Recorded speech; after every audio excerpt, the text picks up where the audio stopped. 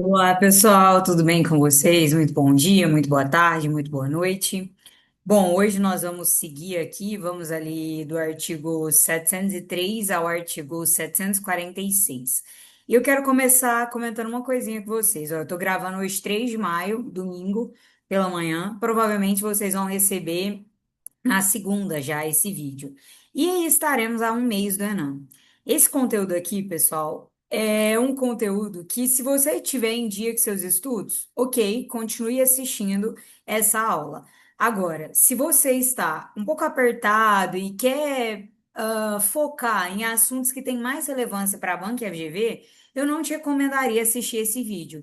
E não significa que o vídeo não tá bom, que eventualmente isso não pode cair, mas aqui não é o cerne. A banca FGV não tem costume de cobrar esses assuntos. A gente vai estudar um pouquinho o procedimento de restauração de autos, de penhor. Alguns assuntos aqui até caem, mas caem com cobrança lá do Código Civil, quando a gente estuda herança jacente, herança vacante.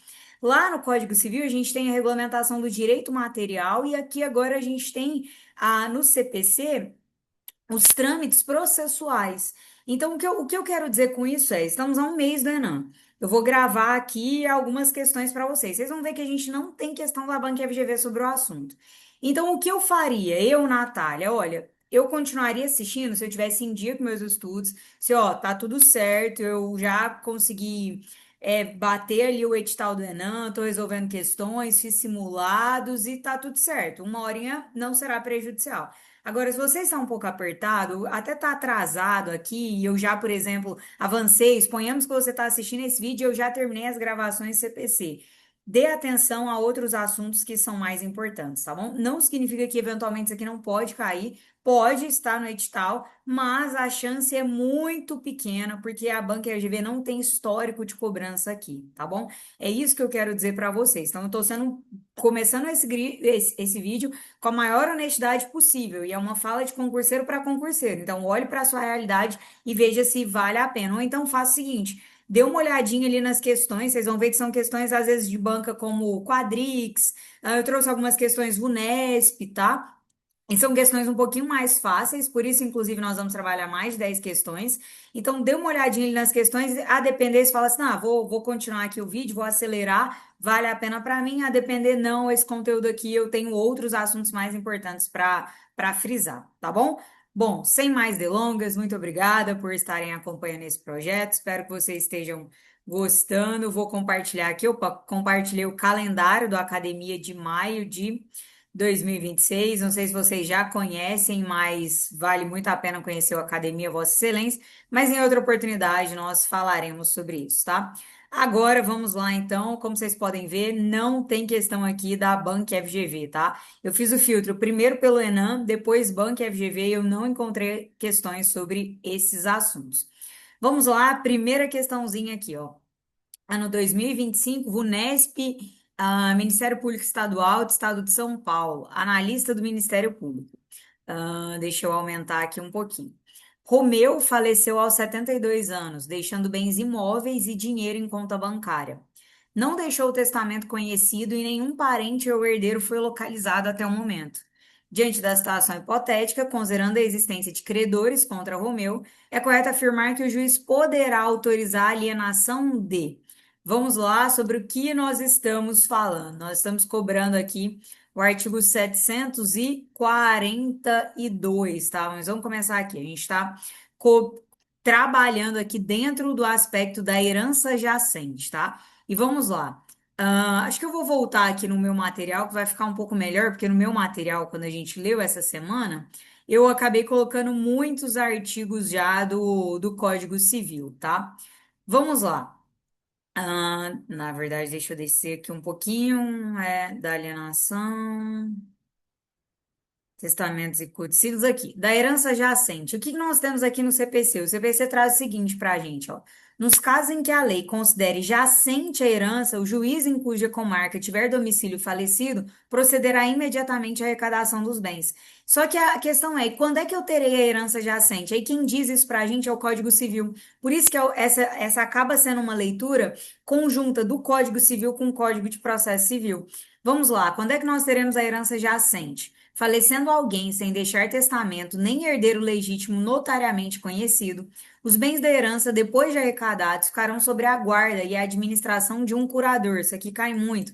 Quem é que vai ficar administrando os bens quando eu não tiver testamento nem herdeiro legítimo notoriamente conhecido? Curador. Faremos questões sobre isso até a sua entrega ao sucessor devidamente habilitado à declaração de sua vacância. Então, quando a gente pensar aqui em herança jacente, a herança jacente é aquela em que eu não tenho testamento e eu não tenho herdeiro legitimamente conhecido. Nos casos em que a lei considere jacente a herança, o juiz em cuja comarca tiver domicílio falecido poderá imediatamente proceder à arrecadação dos bens. Uma vez arrecadados esses bens, o curador vai ficar tomando conta desses bens e será possível a alienação de alguns bens. O juiz pode autorizar a alienação de alguns bens. Foi isso que a banca cobrou. Quais bens o juiz pode autorizar a alienação? Ó, de bens móveis, se eles forem de difícil ou dispendiosa conservação. De semoventes, quando não empregados na exploração de alguma indústria. De títulos e papéis de crédito, havendo fundado receio de depreciação. De ações de sociedade, quando reclamada a integralização não dispuser a herança de dinheiro para o pagamento, de bens imóveis ameaçados de ruína, não convindo à reparação, ou de bens imóveis hipotecados e vencer a dívida, não havendo dinheiro para o pagamento. Parágrafo 1º, não se procederá, entretanto, à venda se a fazenda pública ou habilitando adiantar a importância para as despesas. Parágrafo 2º, os bens com valor de afeição, como retratos, retratos é engraçado, né? Uma expressão um pouco mais antiga aí para fotografias. Os bens com valor de afeição, como retratos, objetos de uso pessoal, livros e obras de arte, só serão alienados depois de declarada a vacância da herança. Foi isso que a banca cobrou aqui de nós, tá? Ela quer saber quais bens podem ser autorizados, aí podem ter a alienação autorizada pelo juiz. Então, ó, só para a gente voltar no contexto. Romeu faleceu aos 72 anos, deixando imóveis e dinheiro em conta bancária. Não deixou testamento e nenhum herdeiro foi localizado. Estamos diante da herança jacente. Diante da situação hipotética, considerando a existência de credores contra Romeu, é correto afirmar que o juiz pode autorizar a alienação de, letra A, objetos de uso pessoal, livros e obras de arte antes da declaração de vacância. A gente acabou de ver que não, ó. Vamos aqui, 742, ó. Não se procederá aqui, parágrafo 2º. Os bens com valor de afeição, como retrato, objetos de uso pessoal, livros e obras de arte, só serão alienados depois de declarada a vacância da herança, tá? Então, isso aqui tá errado. Ó. Objetos de uso pessoal, livros e obras de arte antes de declarada a vacância? Não. Somente depois de declarada a vacância.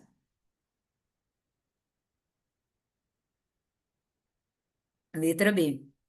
Todos os bens imóveis que ameaçarem ruína, mesmo sendo conveniente a sua reparação? Não. Os bens imóveis que ameaçarem ruína, se não for conveniente a reparação, tá? Isso aqui que está no inciso 5, a linha A. Então, a banca cobrou basicamente aqui a redação de 742. Todos os bens móveis? Não, opa, peraí. A gente até pode os bens móveis, se forem de conservação difícil ou de conservação dispendiosa, tá? Então, não são todos os móveis, mas somente aqueles que forem de conservação difícil ou dispendiosa. D. Títulos e papéis de crédito, havendo fundado receio de depreciação. Olha aqui, ó.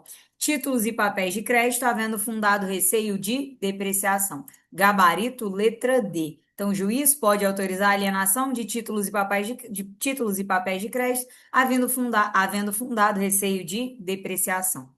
Letra E, bens semoventes, quando empregados na exploração de indústria. Bens semoventes, quando não empregados na exploração de alguma indústria, tá? A banca pegou aqui o 742 e trouxe a partir dele alguns peguinhas aqui do que pode e o que não pode ser objeto de alienação. Turma, sem mais comentários aqui, gabarito letra D, tá? 2025, Banca Vunesp. Banca Vunesp é uma banca que realmente faz concurso aí de magistratura, Ministério Público Estadual, né? Mas aqui, como o nosso foco seria Banca FGV, por isso eu comentei, ó, a Banca FGV não tem cobrado esse assunto, mas se ela vier a cobrar pela primeira vez no Enem, pelo menos a nossa parte aqui nós fizemos. Lemos todos os artigos, comentamos informativos e agora estamos resolvendo algumas questões. Questão de número 2. Considerando o Código de Processo Civil a respeito dos procedimentos especiais e dos procedimentos de jurisdição voluntária, julgue o item a seguir. Recebendo o testamento cerrado, aquele testamento fechado, o juiz, ainda que ache vício externo que o torne suspeito de nulidade ou falsidade, o abrirá e mandará que o escrivão leia em presença do apresentante. Turma, isso aqui é o seguinte: o testamento cerrado, o juiz somente vai o abrir e mandar que o escrivão o leia em presença do apresentante se não houver vício externo que o torne suspeito de nulidade ou falsidade. Isso aqui está onde, Natália? Isso aqui está ali no 725, ó. Ah, eu achei que fosse 725, não é 735 isso. 730, isso, 735. Vamos lá, ó. Dos testamentos e dos codicílios. E mais uma vez, é um conteúdo que nos exige lá no Código Civil, e eu não posso fazer isso agora porque nós já fizemos durante a leitura. Porque como é que eu vou saber o que é o testamento cerrado? Está disposto lá no Código Civil, tá? Então a gente tem testamento público, testamento particular, testamento cerrado. A gente viu isso na nossa leitura coletiva. Agora, eu não estou me furtando a dar o assunto, não é isso. É porque nós já fizemos isso anteriormente e aqui o objetivo é resolver questões. Tanto que se vocês forem lá no material, quando vocês forem lá no artigo 735, vocês vão ver que tem alguns dispositivos do Código Civil, porque a gente precisa ir para o Código Civil para compreender a regulamentação procedimental aqui no CPC. Mas vamos lá, porque o que foi objeto de cobrança foi o seguinte, ó. Recebendo o testamento cerrado, o juiz, ó, se não achar vício externo que o torne suspeito de nulidade ou falsidade, o abrirá e mandará que o escrivão leia em presença do apresentante. Então, ó, recebendo o testamento cerrado, o juiz, se não achar vício externo que o torne suspeito de nulidade ou falsidade. Então, o que que a banca falou aqui pra gente? Ela falou, ó, o juiz, ainda que ache vício externo que o torne suspeito de é, nulidade ou falsidade, o abrirá. Não. Ai, perdi a rosquinha aqui do meu. Ah, achei. O juiz só mandará, desculpem, tá? O juiz só mandará abrir aí e ler na presença do apresentante. Ah, eu acho que, bom, vai dar certo. Do apresentante, se não houver vício externo que o torne suspeito de nulidade ou falsidade. Artigo 735 do CPC. Isso aqui está errado, tá? Errado. Vamos lá, questão de número 3. Considerando o Código de Processo Civil a respeito dos procedimentos especiais e dos procedimentos de jurisdição voluntária, julgue o item a seguir. Quem tiver interesse em manifestar formalmente sua vontade a outrem sobre o assunto juridicamente relevante, poderá notificar pessoas participantes da mesma relação jurídica para dar-lhe ciência de seu propósito. Turma, nós estudamos isso aqui ali na interpelação e na notificação, tá? Notificação e interpelação, o artigo 726. Quem tiver interesse em manifestar formalmente sua vontade a outrem sobre assunto juridicamente relevante, poderá notificar pessoas participantes da mesma relação jurídica para dar-lhe ciência de seu propósito. Parágrafo 1º. Se a pretensão for a de dar conhecimento ao público mediante edital, o juiz só a deferirá se tiver por fundado e necessário ao resguardo de direito. Parágrafo 2º. Aplica-se o disposto nessa seção no que couber ao protesto judicial. Ah, e lembrando, isso aqui eu comentei também na nossa leitura. Isso aqui é chá gelado, tá? Gente, tô aprendendo agora a tomar chá gelado, porque Cuiabá, o calor agora está manifestando. Eu brinquei no início, quando eu tava aqui em janeiro, fevereiro, né? O clima tava muito bom, chovia bastante. Eu comentei, nossa, Goiás tá quente igual, Goiás tá mais quente. Agora eu já tô engolindo todas as minhas palavras. Porque eu acordo aqui 6 horas da manhã suando, com vontade de tomar coisa gelada, assim, sabe? Mas muito gelada mesmo. Açaí é uma coisa que eu sou apaixonada, eu tenho que me controlar agora, porque todo dia eu quero tomar açaí. E é esse calor, assim, sabe? Eu gosto de sorvete também, mas açaí é minha preferência. E aí a gente tem que ficar se controlando. Então agora, por exemplo, aqui são 9 da manhã e eu já tô tomando um chá gelado. Bom, vamos lá. O que eu queria comentar com vocês é o seguinte, a diferença de notificação e interpelação. A notificação tá aqui, ó. Quem tiver interesse em manifestar formalmente sua vontade a outrem sobre assunto juridicamente relevante, poderá notificar pessoas participantes da mesma relação jurídica para dar-lhe ciência de seu propósito. E a interpelação, ó, também poderá o interessado interpelar o requerido, no caso do 726, para que faça ou deixe de fazer o que o requerente entenda seu de direito. Então, quando a gente pensar em notificação, é para informar, é para dar ciência. Aqui na interpelação é para fazer ou não fazer. Então, é assim que a gente que a gente diferencia a notificação da interpelação. A notificação é para dar-lhe ciência, a interpelação é para que faça ou deixe de fazer, tá? Então, as palavrinhas aí não são um trocadilho à toa, tem uma razão de ser. Questão 3, então, tô correta, artigo 726. Quem tiver interesse em manifestar formalmente sua vontade a outrem sobre assunto juridicamente relevante poderá notificar pessoas participantes da mesma relação jurídica para dar-lhe ciência de seu propósito, tá? Questão de número 4, MP São Paulo, promotor de justiça, vamos lá. Sobre procedimento de jurisdição voluntária, considere as seguintes afirmações. Vamos lá. O procedimento de jurisdição voluntária terá início sempre por provocação apenas do interessado? Não, pessoal, não é só do interessado. Artigo 720, ó. Artigo 720 dos procedimentos de jurisdição voluntária. O procedimento terá início por provocação do interessado, do Ministério Público ou da Defensoria Pública, cabendo-lhes formular o pedido devidamente instruído com os documentos necessários e com a indicação da providência judicial. Então, artigo 720, ó. O procedimento terá início por provocação do interessado, do Ministério Público ou da Defensoria Pública, cabendo-lhes formular o pedido devidamente instruído com os documentos necessários e com a indicação da providência judicial. Então, primeiro item aqui, terá início sempre por provocação apenas do interessado? Não, do Ministério Público ou da Defensoria, tá? Não vamos esquecer isso. Esse artigo 720, dentre aqui as possibilidades de cobrança, ele é uma das possibilidades. 2. Necessárias a intimação e a intervenção do Ministério Público, havendo notícia de que uma das partes interessadas é portadora de doença psíquica grave, ainda que não tenha havido prévia declaração de sua necessidade.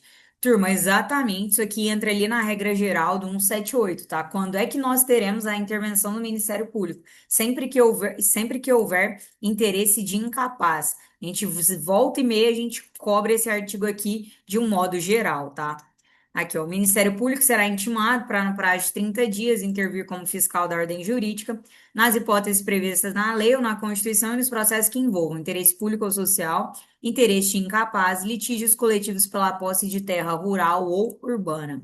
Então, é necessária a intimação e a intervenção do Ministério Público, havendo notícia de que uma das partes interessadas é portadora de doença psíquica grave, ainda que não tenha havido prévia declaração judicial de sua incapacidade. Exatamente. Vamos lá. É cabível a apresentação de reconvenção. Turma, é possível, sim, a reconvenção. Então, muito cuidado, porque o que acontece é que se eu colocar uma reconvenção aqui na jurisdição voluntária, eu vou converter essa jurisdição voluntária em uma jurisdição contenciosa. Esse é o cerne, mas hoje o entendimento da STJ é de que sim, é possível, só que daí eu vou converter essa jurisdição, que é voluntária, quando eu não tenho lide, quando eu simplesmente preciso de uma autorização, de uma homologação judicial para realizar determinado ato, mas não há lide, não há interesse resistido entre as partes. Isso é uma jurisdição voluntária. Mas isso aqui não está correto, porque na jurisdição voluntária em si, a gente não tem reconvenção. Porque se eu tiver a reconvenção, ou seja, eu até posso apresentar uma reconvenção na jurisdição voluntária, mas o que vai acontecer automaticamente? Esse procedimento de jurisdição voluntária será convertido em jurisdição contenciosa, tá? Então, a gente vai ver o informativo, que é o informativo 761, ele foi cobrado aqui em algumas questões e a gente vai ver isso. Que, ó, você até apresenta a reconvenção ali na jurisdição voluntária, mas você vai converter esse procedimento em jurisdição contenciosa. Esse item aqui está errado, tá? Porque, na verdade, se você, eu vou continuar na jurisdição voluntária com a reconvenção, não, você não vai continuar, tá? Você até pode apresentar, mas aí haverá uma conversão dessa jurisdição voluntária em uma jurisdição contenciosa. Essa é hoje a interpretação dada pelo STJ. Isso aqui não cai, isso aqui despenca. Isso aqui está errado, o juiz está vinculado à legalidade estrita. Eu lembro bastante, bastante mesmo, que na nossa leitura, esse foi um dos artigos que eu frisei, frisei muito, ó. Artigo 723. O juiz decidirá o pedido no prazo de 10 dias. E aí vem o parágrafo único. O juiz não é obrigado a observar o critério de legalidade estrita, podendo adotar em cada caso a solução que considerar mais conveniente ou oportuna. Então, de novo, o juiz não é obrigado a observar critério de legalidade estrita, podendo adotar em cada caso a solução que considerar mais conveniente ou oportuna, tá bom? Então, o juiz não é obrigado a observar critérios de legalidade estrita, podendo adotar em cada caso a solução que considerar mais conveniente ou oportuna. Isso cai muito toda vez que a gente estiver diante de uma questão de jurisdição voluntária. Esse aqui é um dos artigos que mais cai. O juiz não é obrigado a observar critérios de legalidade estrita, podendo adotar em cada caso a solução que considerar mais conveniente ou oportuna. Sim, aquilo que se decidir em sede de jurisdição voluntária admite modificação, sem prejuízo dos efeitos produzidos, sempre que ocorrerem circunstâncias supervenientes autorizadoras. Turma, exatamente isso aqui, tá? O que que a gente diz aqui? A gente diz que aqui na jurisdição voluntária a gente produz uma coisa julgada formal e que as alterações supervenientes, as alterações em razão de circunstâncias supervenientes modificadoras, autorizam aí, tá? Essa modificação do que foi decidido. Então, aquilo que se decidir em sede de jurisdição voluntária admite modificação, sem prejuízo dos efeitos produzidos, sempre que ocorrerem circunstâncias supervenientes autorizadoras. Exatamente. Então, aqui a gente vai ficar com 2 e 5, tá? 2 e 5. Vamos lá, letra B. 2 e 5. Lembrando, ó. Terá início sempre por provocação apenas do interessado? Não, do Ministério Público e da Defensoria Pública também. É precisa a intimação do Ministério Público se envolver interesse incapaz? Sim. É cabível a apresentação de convenção? Eu não gostei dessa fala aqui. Talvez se tivesse a alternativa 2, 3 e 5, eu iria pensar muito e provavelmente eu até erraria isso aqui. Porque se você parar para pensar, pode a reconvenção. A questão é que uma vez apresentada a reconvenção, eu não vou ficar no âmbito da jurisdição voluntária. O procedimento será automaticamente convertido em jurisdição contenciosa. Então, assim, não é compatível porque não se mantém na jurisdição voluntária, mas você pode apresentar. A questão aqui é que não tinha, mas muito cuidado com isso, tá? Hoje o STJ admite sim que é possível, só que daí a gente vai transmutar em verdadeiro processo de jurisdição contenciosa e não mais jurisdição voluntária. O juiz não está vinculado à legalidade estrita, não está vinculado. Isso aqui é verdade. Aquilo que se decidir em sede de jurisdição voluntária admite modificação sem prejuízo dos efeitos produzidos, sempre que ocorrerem circunstâncias supervenientes autorizadoras, tá? Vamos lá. Questão número 5, Banco Vunesp, TJ Rio Grande, TJ Rio de Janeiro, juiz substituto. Eduardo foi declarado ausente judicialmente após ter desaparecido sem deixar notícias. Em razão de sua ausência, seus bens foram arrecadados e o juiz nomeou um curador para a administração deles, determinando a publicação de editais em conformidade com a lei. Após um ano da publicação dos editais, um dos herdeiros solicita a conversão da sucessão provisória em definitiva. Considerando o caso hipotético narrado, assinale a alternativa correta. No caso de conversão da sucessão provisória em definitiva, os sucessores provisórios serão automaticamente considerados proprietários definitivos dos bens do Eduardo, extinguindo qualquer possibilidade de reivindicação futura. Turma, não se extingue qualquer possibilidade de reivindicação futura e eles não serão considerados proprietários definitivos. Tanto que se o Eduardo retornar, ele vai poder pleitear, tá? Ele vai poder pleitear aí o retorno desses bens. B. A gente vai ler já agorinha ali, tá? Ele tá ali por volta de 745, é o artigo que trata sobre isso. Primeiro vamos passar cada uma dessas alternativas, aí a gente vai lá no código. B. Após o pedido de abertura da sessão provisória, a citação pessoal do curador é dispensável. Não, a gente continua tendo que intimar aí, citar o curador, tá? Então isso aqui tá errado. Após o pedido de abertura de sessão provisória, a citação pessoal do curador é dispensável? Não. Bastando a citação dos herdeiros e a intimação do Ministério Público. O curador continua sendo necessária a sua intimação. C. A abertura da sessão provisória só poderia ter sido requerida após 3 anos de publicações de editais, contados da arrecadação dos bens de Eduardo. Aqui a gente tem o seguinte, ó. Quando é que será válido esse prazo aqui de 3 anos? Quando ele deixar representante. Quando ele não deixar representante, o prazo é de 1 ano, tá? Então, a abertura da sessão provisória só poderia ter sido requerida após 3 anos? Não, ele não deixou nenhum representante após 1 ano. Caso Eduardo ou um descendente seu retorne posteriormente e requeira a entrega dos bens, o juiz deverá permitir que os sucessores provisórios ou definitivos, o Ministério Público e a Fazenda Pública contestem o pedido conforme o procedimento comum. Exatamente. Então, ó, caso Eduardo ou um descendente seu retorne posteriormente e requeira a entrega dos bens, o juiz deverá permitir que os sucessores provisórios ou definitivos, o Ministério Público e a Fazenda Pública contestem o pedido conforme o procedimento comum, tá? Letra E. Fim do prazo de 1 ano dos editais, o juiz deverá converter automaticamente a sessão provisória em sessão definitiva. O juiz não faz essa conversão automática aqui, tem que ter pedido, tá? Tem que ter pedido, o juiz não faz essa conversão automática. Vamos voltar aqui só para a gente pegar no nosso próprio material, porque é mais uma vez um artigo que nos exige ir lá pro Civil.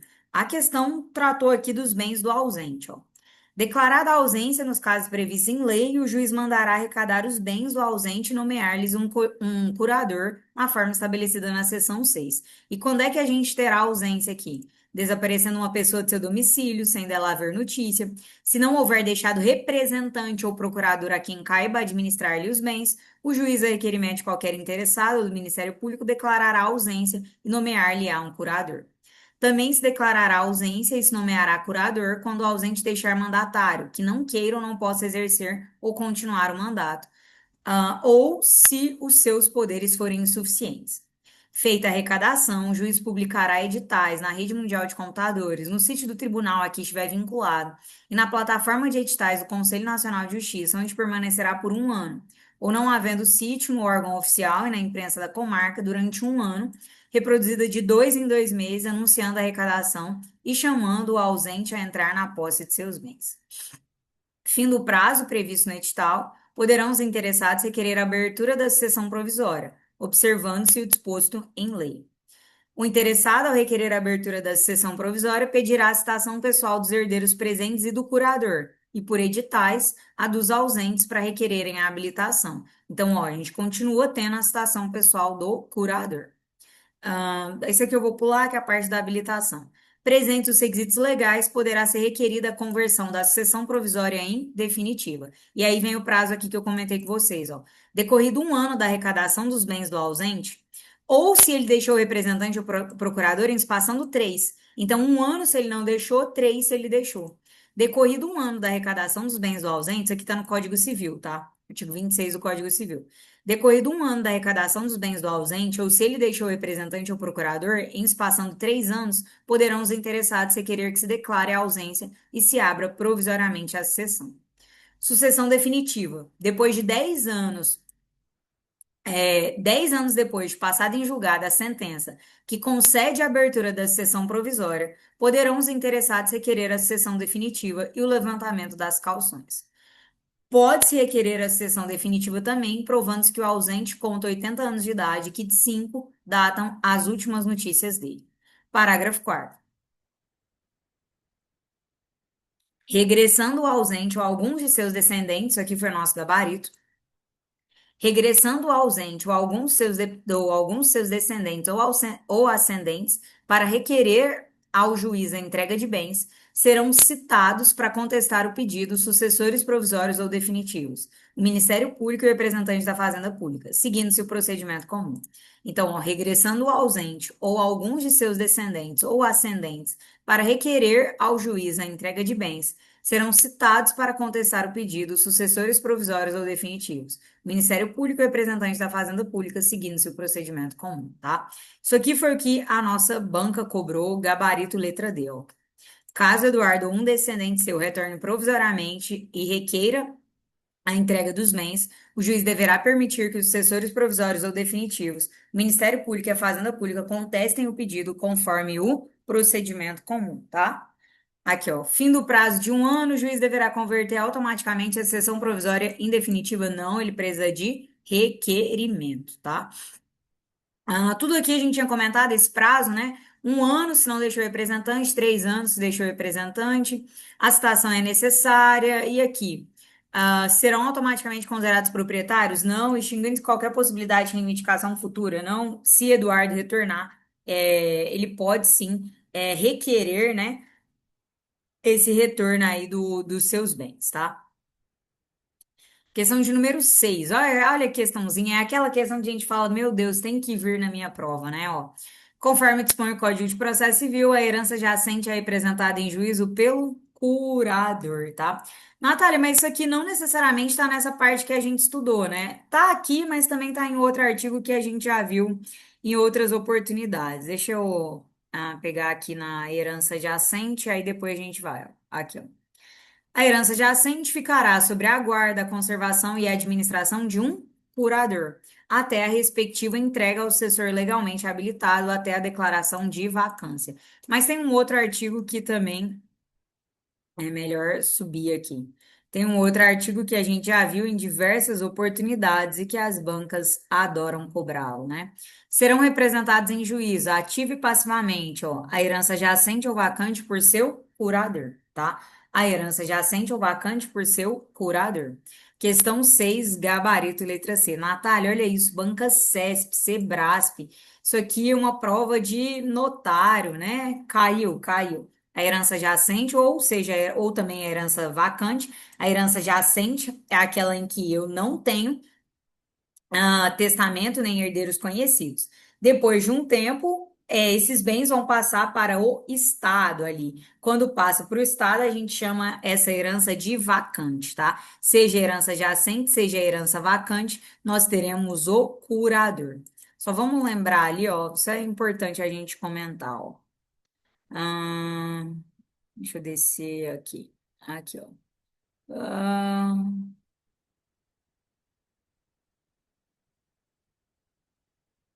Aqui, ó.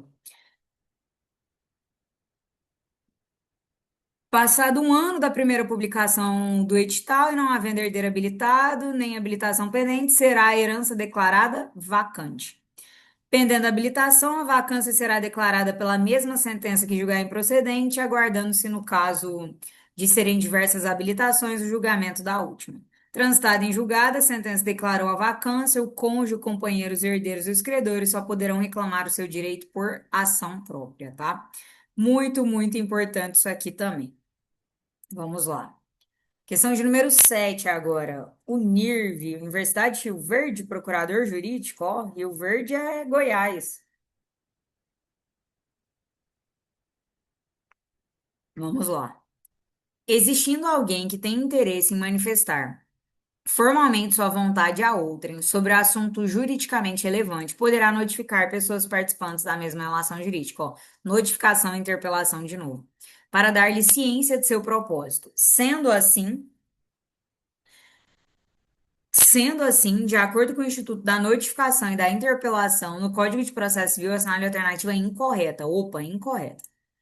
Letra A. Se a pretensão for a de dar conhecimento geral ao público mediante edital, o juiz só a deferirá se a tiver por fundada e necessária ao resguardo do direito. Corretíssimo isso aqui. B. Poderá o interessado interpelar o requerido para que faça ou deixe de fazer o que o requerente entenda de direito. Exatamente, interpelar para fazer ou deixar de fazer. C. O requerido será previamente ouvido antes do deferimento da notificação ou do respectivo edital, se houver suspeita de que o requerente, por meio da notificação do edital, pretenda alcançar fim ilícito. Corretíssimo. Tem que ser letra D. Deferida e realizada a notificação ou interpelação, os autos serão extintos com resolução do mérito? Não, os autos não serão extintos, os autos serão entregues, tá? Os autos não serão extintos, os autos serão entregues. Cadê? Deferida e realizada a notificação e interpelação, os autos serão entregues ao requerente. Letra D é o nosso gabarito, pediu incorreta, né? Os autos serão extintos? Não, os autos serão entregues. Todos os outros são corretos, ó. Quem tiver interesse em manifestar formalmente sua vontade a outrem sobre assunto juridicamente relevante poderá notificar pessoas participantes da mesma relação jurídica para dar-lhe ciência de seu propósito. Se a pretensão for a de dar conhecimento geral ao público mediante edital, o juiz só a deferirá se a tiver por fundada e necessária ao resguardo de direito. Também poderá o interessado interpelar para que faça ou deixe de fazer o requerente o que entenda ser de direito. Isso aqui também caiu, 728. O requerido será previamente ouvido antes do deferimento da notificação do respectivo edital. Se houver suspeita de que o requerente, por meio da notificação do edital, pretenda alcançar fim ilícito, se tiver sido requerida a averbação da notificação em registro público. Caiu esse aqui, né? Se houver suspeita de que o requerente, por meio da notificação do edital, pretenda alcançar fim ilícito. Questão 7, então, gabarito letra D, porque pedia a incorreta. Vamos lá. Considerando o direito processual civil, julgue o item. A expedição de alvará judicial e a extinção de usufruto, quando não decorrer da morte do usufrutuário, são processados por procedimento de jurisdição voluntária. Vamos lá, olha aqui o 725. Ó, ele traz exemplos de quando nós teremos jurisdição voluntária. Primeiro, isso aqui a gente vai ver agora inúmeras questões, ó. Quando este código não, vamos lá no 719. Quando este código não estabelecer procedimento especial, regem o procedimento de jurisdição voluntária às disposições constantes dessa seção. Isso aqui a gente já viu, caiu, o procedimento terá início por provocação do interessado, Ministério Público ou da Defensoria Pública, cabendo-lhes formular o pedido devidamente instruído com os documentos necessários com a indicação da providência judicial. Serão citados todos os interessados, bem como intimado o Ministério Público, nos casos do 178, para que se manifestem, querendo no prazo de 15 dias. A Fazenda Pública será sempre ouvida nos casos em que tiver interesse. O juiz decidirá o pedido no prazo de 10 dias. O juiz não é obrigado a aplicar critério de legalidade estrita, a gente já viu isso, podendo adotar em cada caso a solução que considerar mais conveniente e oportuna. Da sentença cabe apelação. E agora vem o que caiu na nossa questão. Processar-se-á na forma estabelecida nessa seção. Então, exemplos aqui em que nós teremos jurisdição voluntária. Emancipação, subrogação, alienação, arrendamento ou oneração de bens de crianças ou adolescentes, de órfãos e de interditos. Alienação, locação e administração da coisa comum. Alienação de quinhão em coisa comum. 6. Foi o que caiu. Extinção de usufruto quando não decorrer da morte do usufrutuário. Extinção do usufruto quando não decorrer da morte do usufrutuário. Do termo de sua duração ou da consolidação e de fideicomisso, quando decorrer de renúncia ou quando ocorrer antes do advento que caracterizar a condição resolutória. 7. Expedição de alvará judicial. 8. Homologação de autocomposição extrajudicial de qualquer natureza ou valor. As normas dessa seção aplicam-se no que couber aos procedimentos regulados nas seções seguintes. Então, o que a banca trouxe, a expedição de alvará. Ó, aqui, a expedição de alvará. E depois, a extinção de usufruto, quando não decorrer da morte do usufrutuário, são processados por procedimento de jurisdição voluntária. Corretíssimo. A extinção de usufruto, quando não decorrer da morte do usufrutuário, tá? Exatamente isso. Gabarito correto, certo. Questão 8, então, está certa. Eu deixei 8 e 8 porque a gente vai no mesmo artigo, ó. Entre outros, serão processados pelo procedimento da jurisdição voluntária. Essa palavrinha aqui é importante, né? Entre outros, porque se vier somente ou apenas, aí, opa. Mas, ó, entre outros, serão processados pelo procedimento de jurisdição voluntária, os pedidos de emancipação e expedição de alvará. Exatamente, emancipação e expedição de alvará. A banca cobrou aí da gente, ó. Exemplos de jurisdição voluntária. Beleza? Então, isso aqui também tá certo, certo e certo. Questão de número 9, ó, de novo, jurisdição voluntária. Banca Sebrasp. No que se refere à jurisdição voluntária, meu computador deu uma pequena, não sei se é uma pequena balançada aqui. No que se refere à jurisdição voluntária, conforme o CPC e a jurisprudência do STJ, assinale a opção correta. Letra A. Os procedimentos de jurisdição voluntária são insuscetíveis de recurso? O que a gente acabou de comentar aqui? Da sentença cabe apelação. Então, letra A já está errada. Nos procedimentos de jurisdição voluntária, o juiz é obrigado a observar critério de legalidade estrita. Nossa, esse aqui a gente já está cansado. O juiz não é obrigado a observar critério de legalidade estrita, podendo adotar em cada caso a solução que considerar mais conveniente ou oportuna. Letra C. A lei confere legitimidade ao próprio juiz para atuar ativamente no procedimento de herança jacente, independentemente de provocação, seja para iniciar o processo, seja para instruir devidamente o feito. Vamos lá. Vamos lembrar aqui 738, salvo engano. 738 e 7, isso, ó. Nos casos em que a lei considere jacente a herança, o juiz, em cuja comarca tiver domicílio falecido, procederá imediatamente à arrecadação dos respectivos bens. E olha o 740. O juiz ordenará que o oficial de justiça, acompanhado do escrivão ou chefe de secretaria e do curador, arrole os bens e descreva-os em auto circunstanciado. Aí olha o que diz a alternativa. A lei confere legitimidade ao próprio juiz para atuar ativamente no processo de herança no procedimento de herança jacente, independentemente de provocação, seja para iniciar, seja para instruir devidamente o feito. Exatamente, gabarito letra C. A gente pode trazer aqui como fundamento os 738, os 740, tá? Então, exatamente isso. A lei confere legitimidade ao próprio juiz para atuar ativamente no procedimento de herança jacente, independentemente de provocação, seja para iniciar o processo, seja para instruir devidamente o feito, tá? Exatamente isso. Vamos lá. Quando a parte ré em procedimento de jurisdição voluntária, aqui é o informativo que eu comentei. Quando a parte ré em procedimento de jurisdição voluntária concorda com o pedido do autor, mas formula pedido autônomo, são devidos honorários de sucumbência, ainda que este pedido não seja admitido como reconvenção. Aqui não será devido honorário de sucumbência nessa situação. Eu vou te mostrar. Turma, na aula nós paramos esse informativo, na leitura aqui do CPC, nós paramos. Pegamos esse informativo completo lá do buscador e fizemos a leitura. Aqui eu não consigo fazer isso com vocês, porque a nossa questão é resolver questões. E também eu preciso privilegiar quem está participando ali da leitura, né? Mas vamos lá. O informativo. Será que eu já passei? É 761.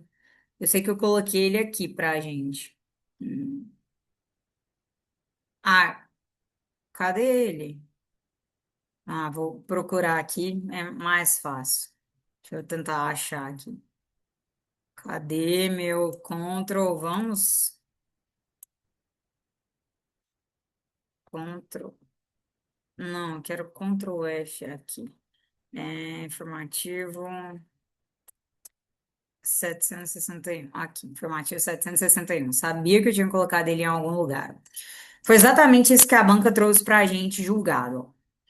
Em procedimento de jurisdição voluntária, quando a parte ré concorda com o pedido formulado na inicial, mas formula pedido autônomo.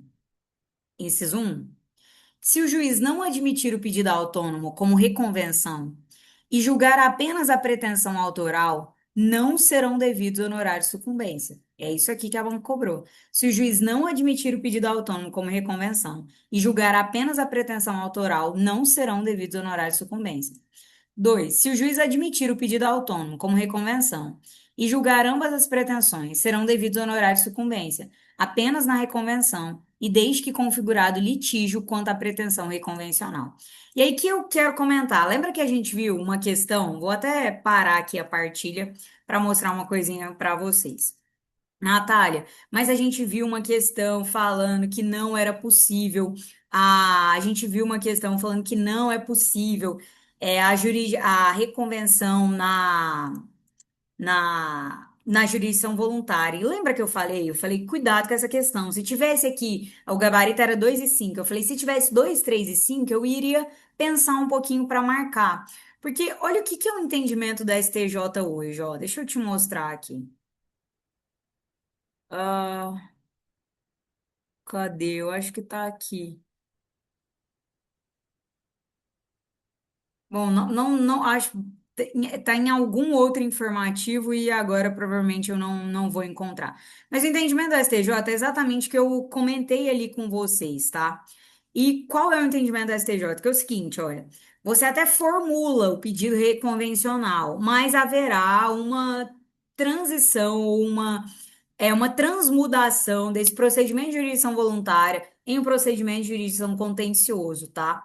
E é exatamente esse informativo aqui, ele vai falar, ó, aqui na reconvenção eu vou fixar os honorários, só que aí eu já não vou estar mais diante de um procedimento de jurisdição voluntária, eu vou ter transmudado em um procedimento de jurisdição contencioso, porque a reconvenção não é nada mais do que o pedido do réu em face do autor. E vamos só comentar isso aqui para, já que a gente abriu aqui, não custa, né? O nosso buscador, a gente já fez isso aqui durante a semana, mas não tem problema. No procedimento de jurisdição voluntária, em regra, não há litígio. Como não há litígio, não há, em regra, condenação ao pagamento de honorários advocatícios e sucumbência. O vetor primordial que orienta a imposição ao pagamento de verba honorária sucumbencial é o fato da derrota na demanda, cujo pressuposto é a existência de litigiosidade, a qual, em regra, não há em procedimento de jurisdição voluntária. Vale ressaltar, contudo, que no procedimento de jurisdição voluntária pode surgir litígio, mudando-se, nesse caso, a aplicação de princípios que passam a ser os mesmos da jurisdição contenciosa. Opa, aqui, entendeu? Aqui é transmudação, pegou? Então, ó, se surgir litígio, eu não estou mais diante de uma jurisdição voluntária, eu estou automaticamente em uma jurisdição contenciosa. Admitindo-se, inclusive, a convenção, porque aí eu transmudo, aí eu saio da jurisdição voluntária. Então, se você me falar assim, ó, o que eu acho que é o mais adequado, falar na jurisdição voluntária, realmente não é possível a convenção. Mas apresentada na jurisdição voluntária, uma reconvenção, eu tenho automaticamente a conversão para a jurisdição contenciosa. E nessa hipótese, passa a ser possível, em tese, a condenação em honorários. E aí vem o informativo, em procedimento de jurisdição voluntária, quando a parte ré concorda com o pedido formulado na inicial, mas formula o pedido autônomo. Se o juiz não admitir o pedido autônomo como reconvenção e julgar apenas a pretensão autoral, não serão devidos honorários de sucumbência. Se o juiz admitir o pedido autônomo como reconvenção e julgar ambas as pretensões, serão devidos honorários de sucumbência apenas na reconvenção, e desde que configurado litígio quanto à pretensão reconvencional. E configurado litígio, eu saio imediatamente da jurisdição voluntária e vou para a jurisdição contenciosa, tá? Eu queria trazer isso aqui com vocês para a gente tentar distinguir isso melhor. Só vamos voltar lá para a nossa alternativa. A gente estava na questão 9, não lembro mais. Não, 9, 9. Não, 9 a gente já passou, né? Não, era a 9 mesmo. A 9, letra D. Quando a parte ré, em procedimento de jurisdição voluntária, concorda com o pedido do autor, mas formula pedido autônomo, são devidos honorários de sucumbência, ainda que esse pedido não seja admitido como reconvenção. Se o pedido não for admitido como reconvenção, não são devidos honorários de sucumbência, tá? É isso que está lá no primeiro item do informativo 761 da STJ. Letra E, a gente ainda não comentou, vai ser o artigo 747, que é o primeiro da próxima semana, quarta-feira a gente começa.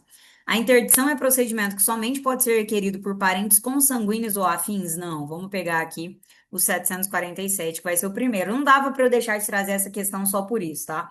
A interdição pode ser promovida pelo cônjuge ou companheiro, pelos parentes ou tutores, pelo representante da entidade em que encontra abrigado o interditado, pelo Ministério Público. A legitimidade deverá ser comprovada por documentação que acompanhe a petição inicial. Então, está errado aqui ao afirmar que a interdição é procedimento que somente pode ser requerida por parentes consanguíneos ou afins. Errado. 10. Constitui uma exceção à característica inerte da jurisdição. Ação possessória, habeas data, ação popular, mandado de injunção. Não. Restauração de auto, sim. Vamos pegar aqui que a gente não tinha colocado nenhuma questãozinha sobre isso. Já vamos comentar aqui, ó. Vamos lá, restauração de autos. Quando eu tenho restauração de autos? Quando eu tinha autos físicos ou eletrônicos e eles se perderam. Na minha cidade aconteceu isso, o fórum pegou fogo, tá, pessoal? O fórum pegou fogo, foi um acontecimento. Pegou fogo, não, colocaram fogo, tá? Vamos mudar a ordem aí. Aqui, da restauração de autos, ó. Artigo 712.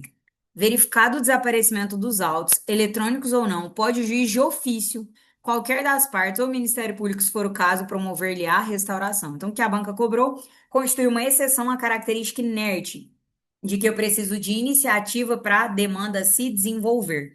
O que que é uma exceção aqui? A característica inerte da jurisdição à restauração de autos. Porque, conforme o artigo 712, verificado o desaparecimento dos autos eletrônicos ou não, pode o juiz de ofício, qualquer das partes ou o Ministério Público, se for o caso, promover-lhe a restauração. Vamos fazer o seguinte: tem outra questãozinha aqui sobre restauração, só que eu acho que não está na ordem. Isso aqui, jurisdição voluntária, essa aqui, a questão de número 12, ó. Já vamos aproveitar e vamos comentá-la, depois eu volto na 11, tá? Questão 12. De acordo com o estabelecido no CPC, para o procedimento extra... Não, penhor legal não é essa. Deve ser a última, então. Coloquei... Ó, deixa eu só abaixar para a gente não pegar o gabarito.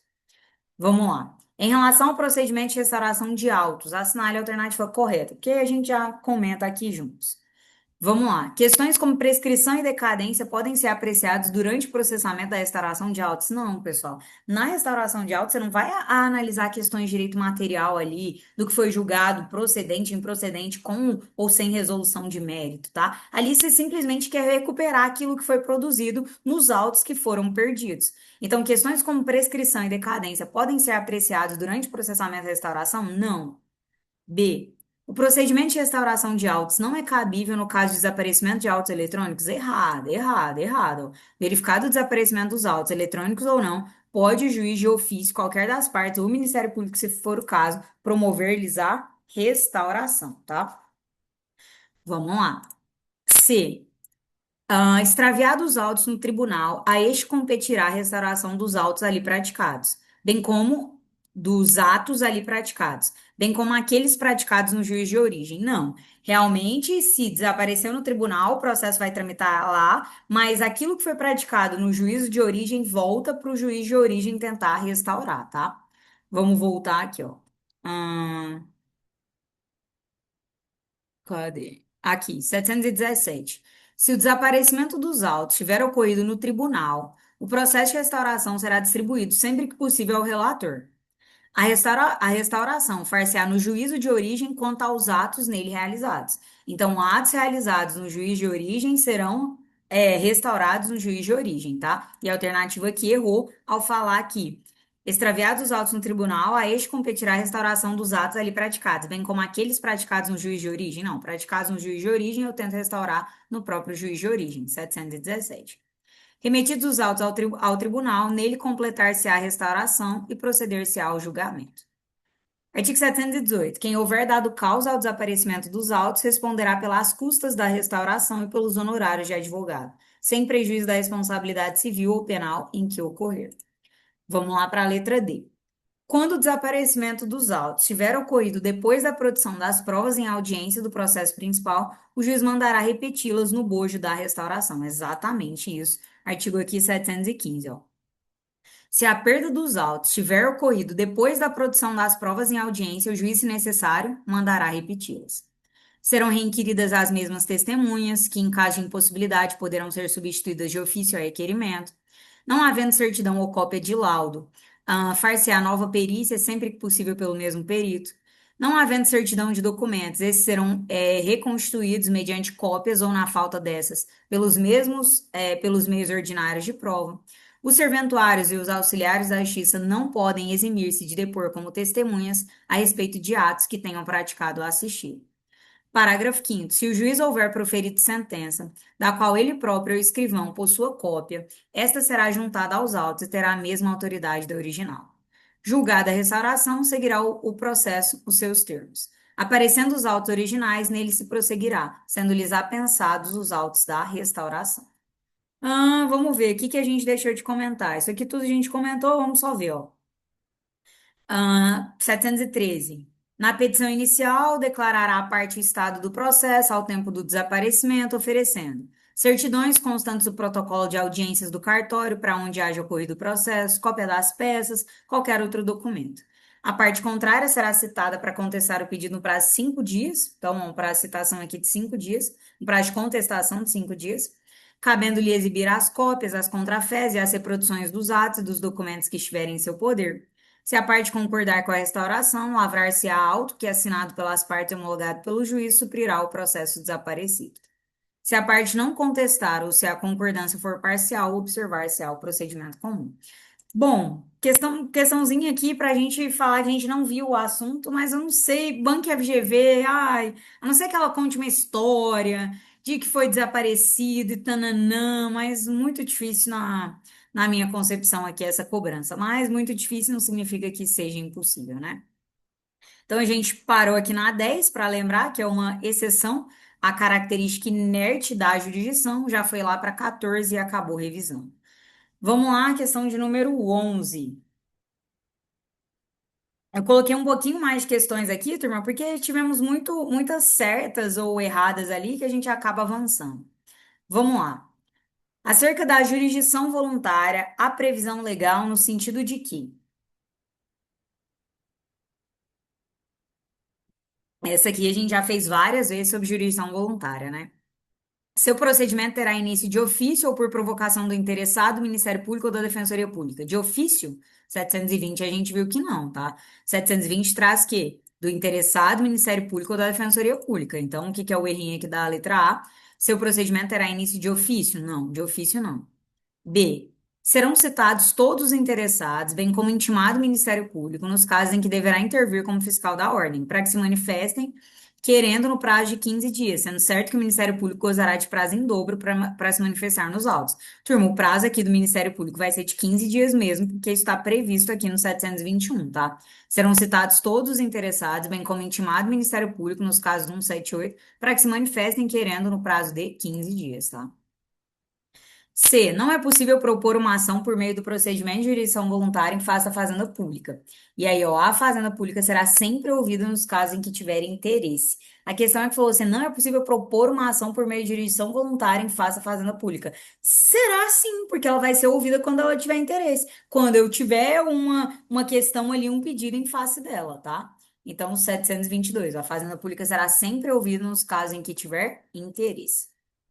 D. O juiz decidirá o pedido por meio de sentença, da qual caberá apelação no prazo de 30 dias? Não, não. Qual é o prazo da apelação aqui que a gente tem? O prazo se mantém, tá? A questão é que o juiz decidirá o pedido no prazo de 10 dias e da sentença caberá apelação. Apelação, regra geral, aqui no CPC, 15 dias, tá? Então, não vem com essa tentativa aqui de previsão, não. Letra E. Nas ações propostas perante procedimento voluntário, o juiz não é obrigado a observar o critério da legalidade estrita, podendo adotar em cada caso a solução que considerar mais conveniente ou oportuna. Chega. Se cair pra gente, que caia isso, tá? Se cair pra gente, que caia isso. O juiz não é obrigado a observar critérios de legalidade estrita, podendo adotar em cada caso a solução que considerar mais conveniente ou oportuna. Sabe o que eu acho bom de resolvendo questões? É porque a gente começa assim, sem saber nada do assunto e depois a gente já sabe. Se cair, eu já sei onde a banca vai cobrar. Exatamente. Se a banca FGV vier cobrar isso aqui, eu acredito que seja em jurisdição voluntária e esse aqui é um típico artigo que ela pode cobrar. Questão de número 12. De acordo com o CPC, para o procedimento extrajudicial de homologação do penhor legal, ó, a gente não tinha falado de nenhuma questão do penhor legal. Nenhuma questão do penhor legal. Vamos lá. Na hipótese de ausência de defesa do devedor que tenha sido devidamente notificado extrajudicialmente, o notário deverá encaminhar de ofício os autos à vara civil competente para o exame da matéria? Não. Arquivar o procedimento extrajudicial porque a homologação depende da manifestação expressa de todos os interessados? Não. Proceder à notificação do credor requerente para que ele busque a homologação na seara judicial? Não. Realizar nova notificação do devedor, advertindo da aplicação da pena de multa no caso no caso, ah, não, de novo, realizar nova notificação do devedor, advertindo da aplicação de pena de multa caso ele persista na inércia? Não. Formalizar a homologação de penhor legal por escritura. Natália, não vimos isso, não vimos. Penhor legal também quase não cai, tá? Quando é que a gente vai lembrar de penhor legal? E aí, de novo, né? Na nossa aula, nós fizemos isso. Artigo 703 aqui do CPC. Mas para entender o 703 do CPC, que traz o procedimento penhor legal, a gente precisa voltar no Código Civil.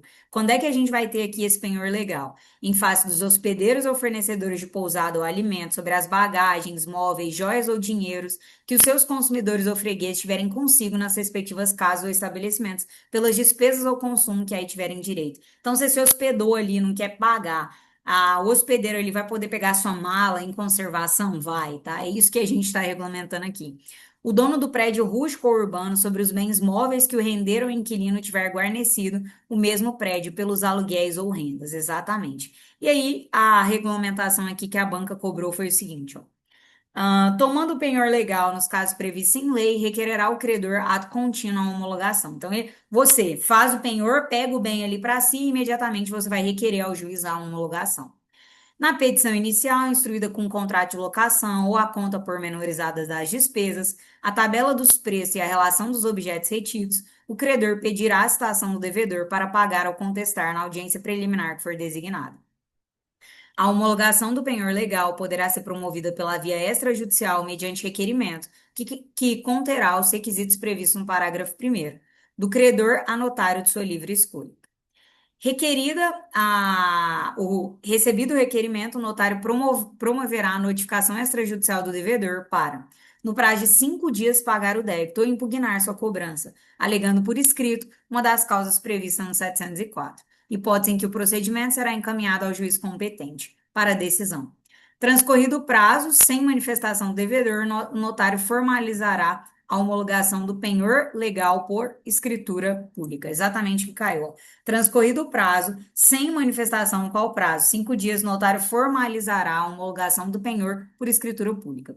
Na defesa, o que você pode alegar? Nulidade do processo, extinção da obrigação, não estará a dívida compreendida entre as previstas em lei, alegação de haver sido ofertada caução idônea. Só vamos lembrar aqui da nossa questão. Opa, a gente tem que descer. Eu achei que eu estava lá no Código Civil, né? Estou acostumada.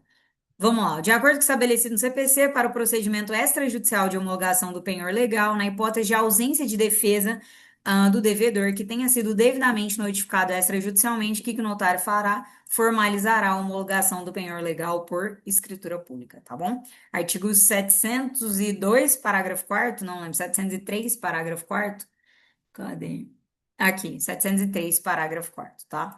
Exatamente isso, quase não cai também. Eu acho que a gente precisa mais lembrar aqui das hipóteses lá do Código Civil, que admite o penhor legal do que do próprio procedimento em si. E se a banca quiser fazer aquela mescla de Código Civil com Código de Processo Civil, ela pode cobrar tanto o aspecto lá do direito material quanto as questões processuais aqui. Última para a gente encerrar, porque a 14 a gente já comentou. Vamos lá. Com base nas disposições do Código de Processo Civil, isso aqui a gente não comentou hoje, mas é algo de jurisdição voluntária que também pode cair. Nos procedimentos de jurisdição voluntária, as despesas serão adiantadas pelo requerente e rateadas entre os interessados. Exatamente. Natália, onde está isso aqui? Isso aqui está lá no artigo 88. Ixi, é melhor eu subir aqui. Isso aqui está lá no artigo 88, 88. Acho que é 88 mesmo. Vamos torcer para que sim. Sim, nos procedimentos de jurisdição voluntária, as despesas serão adiantadas pelo requerente e rateadas entre os interessados. Trouxe só mais essa aqui para a gente encerrar com chave de ouro. 14 a gente já respondeu. E como vocês viram, não é um assunto que brilha os olhos da banca FGV, mas a gente encontrei questões aí de Quadrix, Unesp e algumas da Sebrasp, por isso eu trouxe aqui para vocês. E aqui, meu objetivo é resolver questões de todo CPC. Então, independentemente de ter muita incidência ou não, com certeza eu foco na banca FGV, pensando agora no Enan, que está muito próximo. Mas, em não sendo possível, eu tenho que ir atrás de outras bancas, tá bom? Eu espero que vocês tenham gostado. Sigo por aqui. Até a próxima, pessoal. Bons estudos e um beijão. Tchau, tchau.